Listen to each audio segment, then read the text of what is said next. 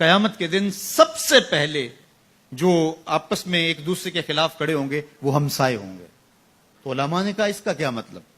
حدیث میں تو آتا ہے کہ سب سے پہلا سوال نماز کا ہوگا، اور ایک حدیث میں آتا ہے سب سے پہلا فیصلہ قتل کا ہوگا. تو یہ ہوا کہ سب سے پہلے دو شخص جو کھڑے ہوں گے وہ ہمسائے ہوں گے. تو کہا کہ عبادات میں سب سے پہلا سوال نماز کا ہوگا، اور معاملات کے اندر سب سے پہلا فیصلہ قتل کا ہوگا. اور تیسری بات ارشاد فرمائی اخلاق میں سب سے پہلا معاملہ جو قیامت کے دن سامنے آئے گا وہ اخلاق کا ہوگا. اور وہ دو ہمسائے، اگر ایک ہمسائے کا دوسرے کے ساتھ رویہ ٹھیک نہیں تھا تو وہ ہمسایہ قیامت کے دن کھڑا ہو جائے گا اور کہے گا مالک یہ میرا ہمسایہ تھا اور اس نے میرے ساتھ رویہ ٹھیک نہیں رکھا. تو اپنے اخلاق کی خوبصورتی کے لیے میں اور آپ کوشاں ہو جائیں. حضرت ابو ذر رضی اللہ تعالیٰ عنہ کو حضور نے مختلف مواقع پہ وصیتیں کی. ان میں سے ایک وصیت یہ تھی کہ یا ابا ذر لا عقل کالتدبیر، تدبیر جیسی عقل نہیں ہے.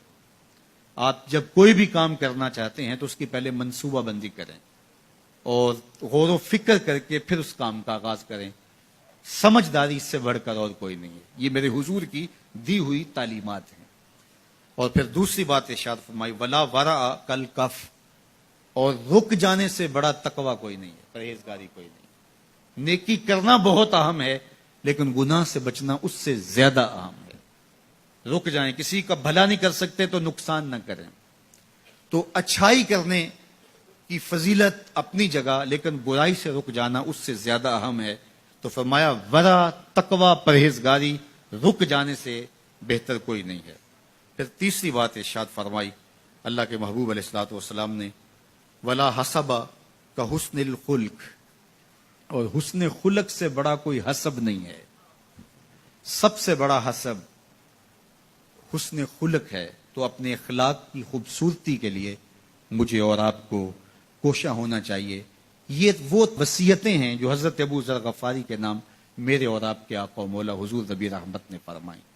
اور ان میں اتنی جامعیت ہے کہ اگر ہم اپنی نسلوں کو یہ چیزیں راسخ کرانا شروع کر دیں کہ یہ ہماری نسلوں کی طباع کے اندر اتر جائیں چیزیں، تو وہ ایک خوبصورت انسان بن کے ابھریں گے اور ایک کامیاب انسان بن کے معاشرے کا حصہ بنیں گے.